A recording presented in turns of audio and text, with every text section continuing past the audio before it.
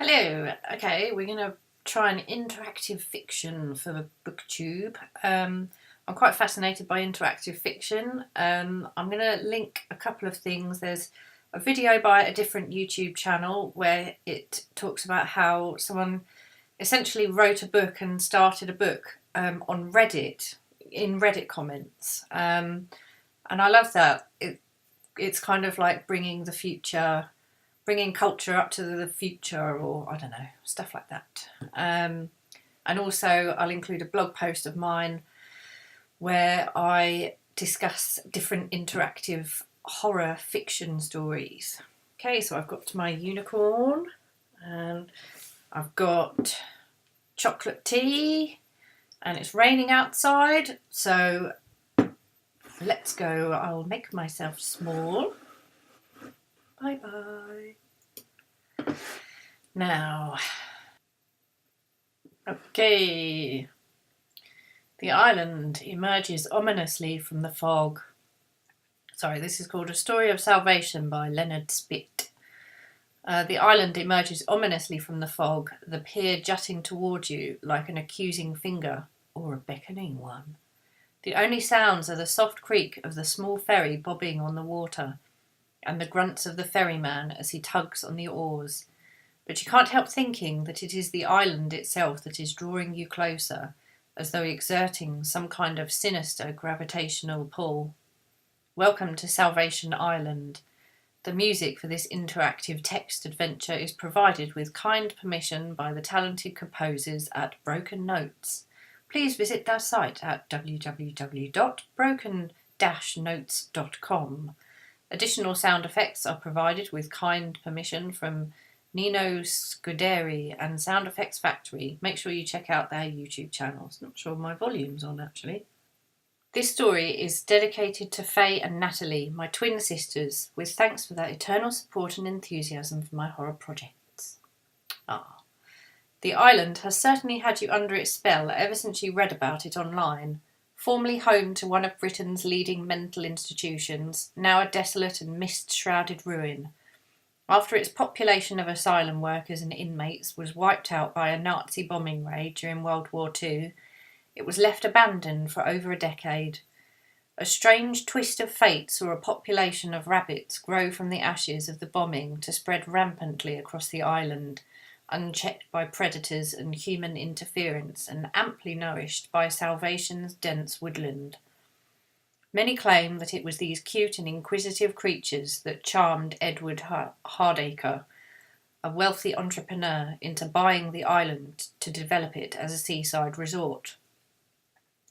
Throughout the 60s and 70s, the island was a successful attraction, tourists flocking from the nearby Devonshire mainland to visit Bunny Island, and also to rub the gleaming foot of the bronze statue that still sits atop the hill in the island centre.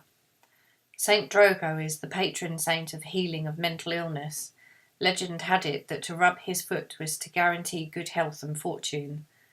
Hardacre had also converted the bombed-out ruins of the asylum into a war museum, focusing on psychiatric treatment and the plight of those suffering from mental health issues during the war, and had even built a theme park on the island's southwest coast. You can already discern the outline of the Ferris wheel, like a huge skeletal creature outlined against the stony sky. But gradually the number of visitors had dwindled, and so had Hardacre's fortune. Salvation's death knell sounded in the late 80s when the proprietor himself mysteriously vanished. Many believe that the unmarried Hardacre had preferred to throw himself into the bay rather than see his dreams crumble around him, like Hitler. But his disappearance did not abate the island's decay, and now in the first decade of the new millennium, the only occasional visitors are curious explorers such as you. And the surly ferryman, of course, who still runs daily trips to the island for a frankly extortionate fee. Do you know what island I'd like to visit? La Isla de la Muñeca in Mexico. Island of the Dolls. It looks amazing. If you haven't seen it, look it up and look at the pictures. Oh my god, I have to go. I want to go to Mexico anyway. The ferryman grunts again as he steps off the craft and ties it to one of the jetty's wooden posts. "Don't forget, be back here at 6 or you'll be spending the night," he mutters as you disembark. Without another word, he sets off again, and he and his vessel are soon swallowed up by the mist. You are standing on a jetty. The wood groans ominously beneath your feet. To the north, the island of Salvation looms above you. You can make out the crumbling facades and faded signs of the shop fronts along the promenade. To get to the island, you'll need to proceed through the gift shop. The smiling face of a pink rabbit painted on the side of the little hut seems strangely sinister in the sickly daylight.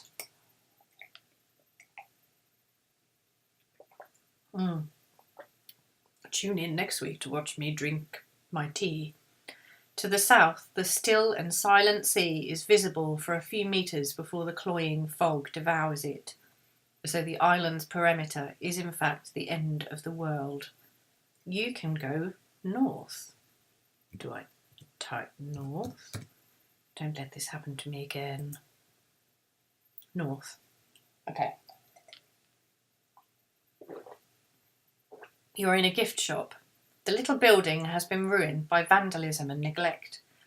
Broken glass litters the mouldy carpet and crude graffiti has been sprayed all over the walls. Oh my god, I just remembered. I used to do choose your own adventure books. I loved them. I was obsessed with them. I liked the fantastical ones or the scary ones and that. But I cheated. I know that's a terrible thing to admit. But I would go to the option that I wanted to do, and I would see if I died in that option, and if I didn't, then I would choose it, and if I did, then I would just go back and pick a different one. Okay.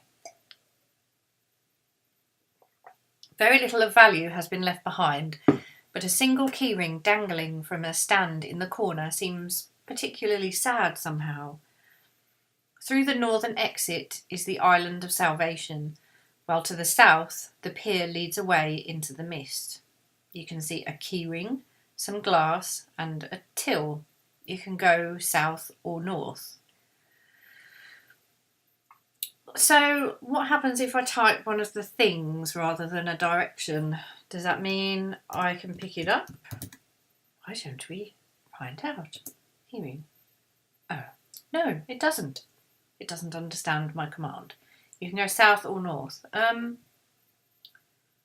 Where to the south, the sea. Okay, so that would be going into the fog. To the north, the island. Well, it kind of makes more sense to go north instead of to my death in the sea. What was that story? There was a story where at the end, was it a story, The Mist? No. At the end, everyone just walked into the sea because the fog drove them mad or something. If you remember what story that was, let me know in the comments. North, you exit the gift shop and gaze along the promenade at the rows of rotting facades and derelict buildings. Detritus is strewn across the ground, old bits of packaging and drinks cartons, popcorn and sweet wrappers, blown along by the breeze that seems to have suddenly picked up. You shiver, reminding yourself how exciting the asylum will be, and hoping you have enough time to explore it properly before it's time to head back to catch your ferry. The asylum is on the north side of Salvation, so you will have to find a way past the buildings to get there, hopefully via the hill in the centre of the island so that you can take a look at the statue on the way. You are on the promenade. The silence is absolute. Even the seagulls seem to have abandoned this place. The rabbits haven't, though. You can see several of them lying around on the ground, and a couple hop over to you inquisitively, presumably wondering if you have any food. To the south is the gift shop. To the north is a building whose faded sign announces it as the Salvation Island Resort Hotel. The promenade continues to the east and west. Right, so where's the gift shop? South. Let's have a look at the gift shop. Did I just come from the gift shop? I did, didn't I? That would be silly. Okay. let's have a look at the hotel. Okay, so the north. Yeah, okay. Let's go north to the hotel. Hello. The door to the hotel is locked. Oh, there's a... No. The key in the gift shop wouldn't do anything, would it? It wouldn't let me pick it up. Okay, never mind. No, it's a key ring, not a key. Okay, then... East. Let's just make sure I'm not going to drown. Northern exits. Oh, I don't know. See what happens. East, you are on the promenade. The deathly silence continues to reign here, almost as though the mist is absorbing all sound. Even your footfalls seem strangely muted. A few more rabbits are huddled beneath the wooden bench. To the north is a crumbling building connected to the hotel. Its neon sign, long since switched off, reads Rumours, so presumably the dismal-looking place was once a bar. Its doors and windows are covered by metal grilles. The promenade continues to the east and west. Sorry, I'm trying to pretend that I'm not burping, but yeah, I am. Okay, the promenade continues to the east and west. I can see a bench. I can go west, east, or north. Okay, to the north is the crumbling building connected to the hotel. Yeah, that sounds interesting.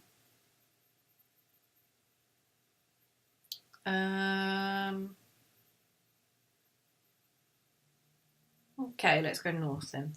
Let's go to a crumbling building. The door to the bar is covered by a sheet of metal.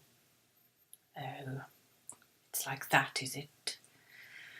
Go west, east, or north? Let's go east again. Probably end up going in a big circle. Yes. You are on the promenade. You are in the southeast corner of the island. Even the rabbits seem to have abandoned this area, except for the mist. The only thing to look at is the boarded up pub to the north and the bits and pieces lying outside it. The promenade leads back to the west. You can see a table, a chair, and a pool cue. I can go west or north. North?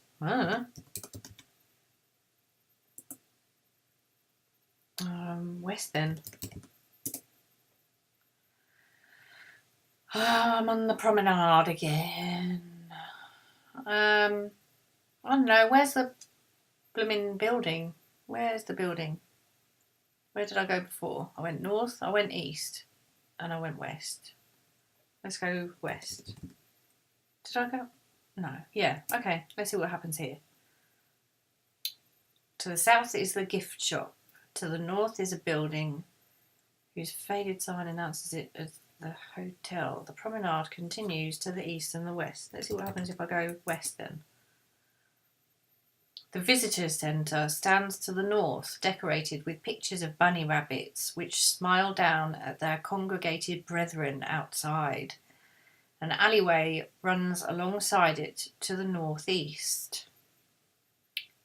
Well, I think I should go northeast then. Northeast. I'm in an alley. The alley curves around to the north. It smells dreadful, a stench that you quickly realise is emanating from the dumpsters crowded at its end like drunks outside a bar. They are piled high with rotting garbage that has not been disposed of for months, perhaps even years, and have attracted hundreds of buzzing flies. Don't look up Blowfly Girl. That's all I'll say. Don't look it up unless you have a very strong stomach. Okay. A high wooden fence blocks any further passage north, but to the east is a fire exit leading into the hotel, and opposite it, a similar door leading into the visitors' centre. Okay. The alley curves to the north. A high wooden fence. To the east is a fire exit leading into the hotel. Okay. High wooden fence blocks any... But to the east. Let's go to... Oh dear, my phone. Let's go east. I bet that's Bill calling me to make sure I haven't burnt the place down. The fire exit door is closed and there is no handle to open it from the outside. I'm all southwest then. Or is that good? I don't know. See this? I get stressed out, you know. The alley curves around to the north. It smells dreadful. It's dense that you quickly realise is emanating from the dumpsters. Maybe I should go north. I don't know. Southwest sounds good. Let's see what happens. Oh no, I'm on the promenade again. Okay. Where did I go before? I went northeast. No, I didn't. I went east. Oh God. Okay, I'm back here. To the south is a... Right, do you know what? I'm getting confused. Why don't I see what's on YouTube? Oh, a really good one I recommend of interactive fiction is... It's in the blog that I've linked below. It's called My Father's Long, Long Legs. Honestly, play that. Really good.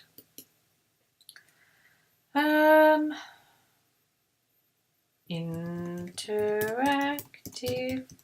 horror fiction. Choose your own. Okay. Good old Mr. Nightmare. Do I need sound? Probably do. It's a cold January night. Oh. You're with your friend John walking home from a party. You have a slight buzz going on, but overall still have your wits about you. Your friend, on the other hand, is just flat out drunk, acting like a complete idiot and making tons of noise. That was always me. You're walking down one of the more secluded blocks in your neighborhood, Drew Avenue, which is relatively close to your houses. Your friend starts complaining, claiming that his bladder is about to explode all of a sudden. Yeah. You tell him to wait as you're almost home, but he says he can't make it. His complaining continues as you pass by a vacant house. In fact, this house has been uninhabited for years now, ever since the owner of the house and his daughter were stabbed to death by an intruder. Everybody in the neighborhood knows about it. It wouldn't leave the local newspapers for weeks. There have also been a disturbingly high amount of disappearances in town ever since that event, and rumors circulate that it has something to do with this house. The strange thing about it, though, is that the two victims who own the house were missing their heads, and to this day, their skulls haven't been found.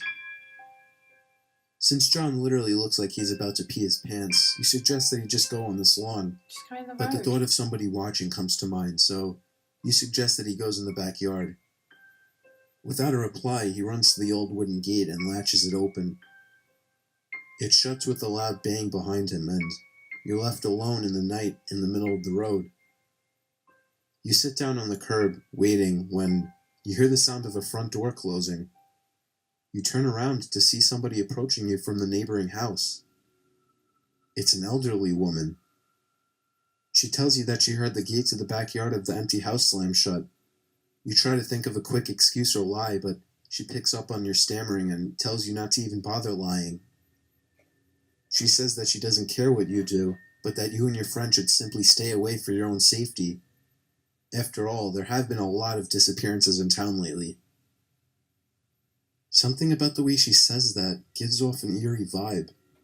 It doesn't seem like she sincerely cares about your safety. And what the hell could she mean by that? For your own safety? You open your mouth to respond, but she gives you no time. She turns around and slowly walks back to her house, shutting the door behind her. You're left alone again by the curb, confused and creeped out. There seemed to be something off about that lady, but she probably has to deal with trespassers all the time, being the neighbor to this old house.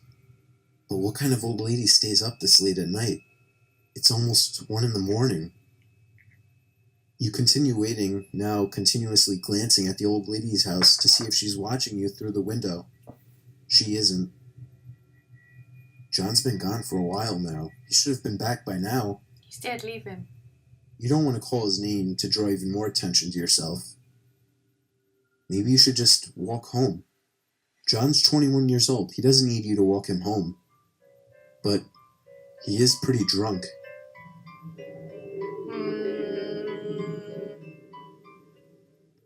Well, you know what? He caused this, so I'm going to walk home. I bet I die now, because that's the selfish... You've been injured in an accident that wasn't your fault, so you have a financial settlement coming. But your money is being kept from you with... John's 21 years old. He can make his way back home, even if he has been drinking. You continue your walk home down the quiet street. You begin to feel bad for leaving him there like that. He'll probably be confused as hell when he comes out to look for you, so you take out your phone and send him a quick text, telling him that you needed to get home. The rest of the walk home, the message is left unresponded to. The little text under the message that says delivered appears, but it still says that John has yet to read it. Soothing fire. You get home and crawl into bed to finish the night with some TV. The first channel that comes on is a news station, but you quickly draw your attention to your phone to see if John has responded to the text. Still nothing. Although, now it says that he read the text. Damn, he must be mad that I left him, you think to yourself. You really begin to feel sorry for what you did now, but very quickly your sleepiness starts to cloud your thoughts, and before you know it, everything fades into darkness.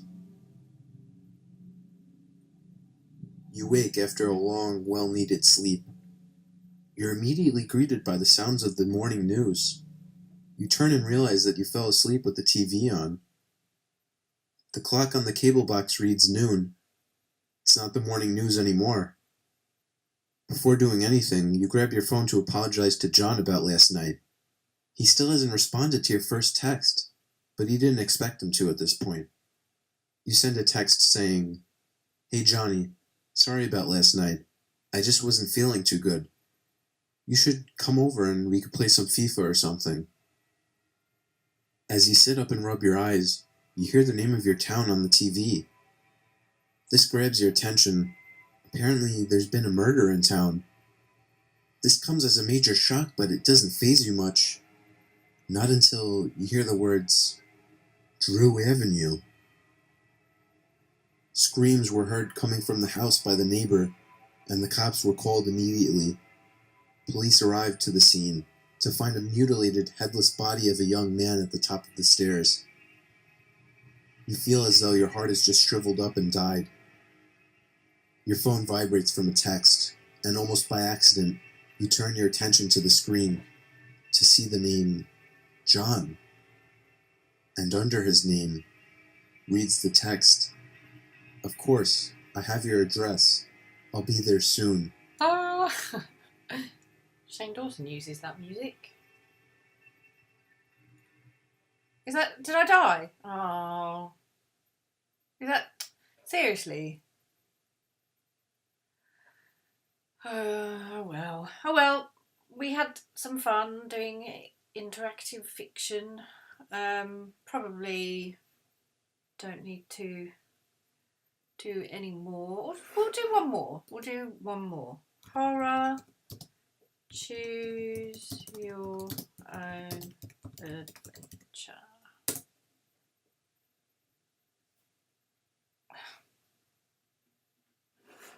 I knock at the door. This book is a dungeon. 48 minutes. No. Okay, I knock at the door. We'll do that one. Women are amazing. We run marathons, companies, solve problems.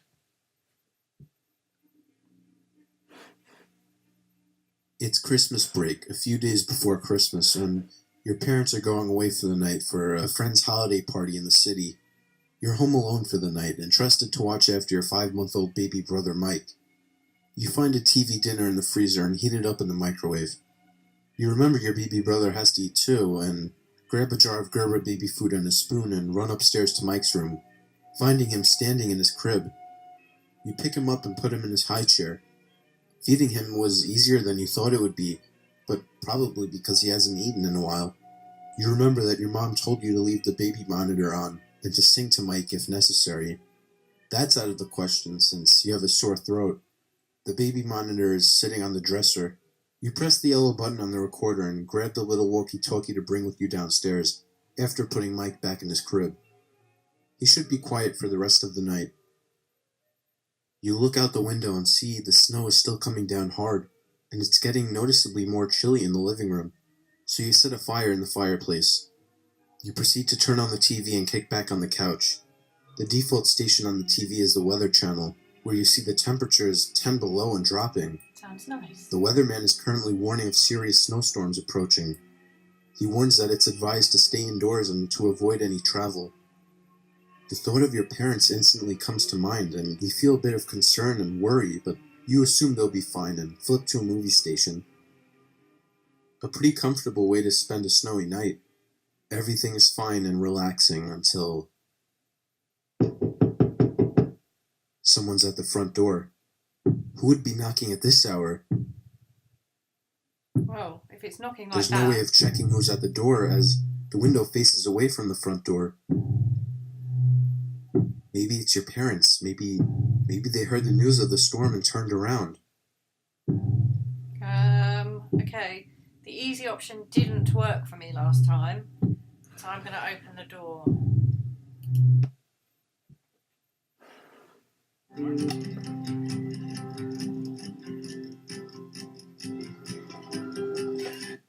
You get up from the couch and walk over to the door, unlocking it.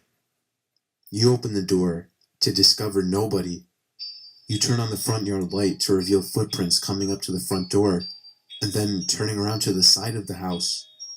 These footprints, though, they were bare feet footprints. Who would be walking around at this hour in the snow with bare feet? You shut the door and lock it, a bit spooked.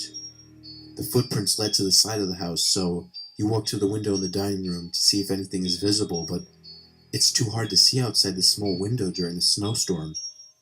You realize if the footsteps led to the side, the only direction they could be going is to the backyard. The thought that somebody might be in your backyard makes you feel unsettled and disturbed. Suddenly, you hear Mike whining on the baby monitor. You stand there for a second, faced with a few options. You can go outside and check the backyard, go upstairs and check on Mike, or you can choose to ignore everything and watch TV.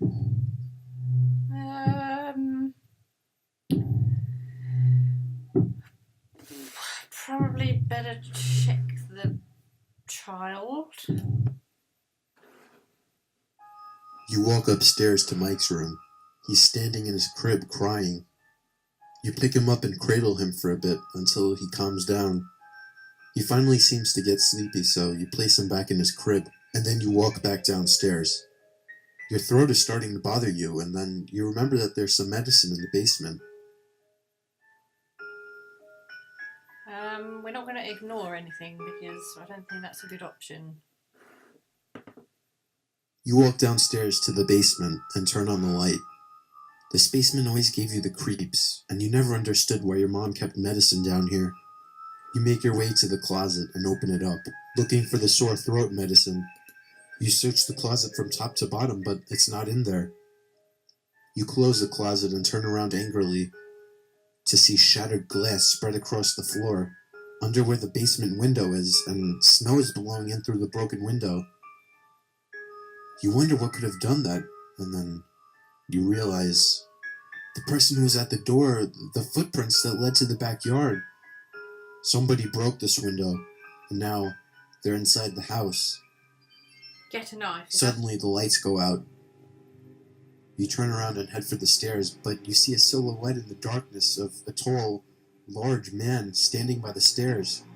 Before you could move or even attempt to scream, the figure jumps towards you, and then... Dead again! Oh well. Can't cheat on these. Never mind. Okay, that's probably quite enough.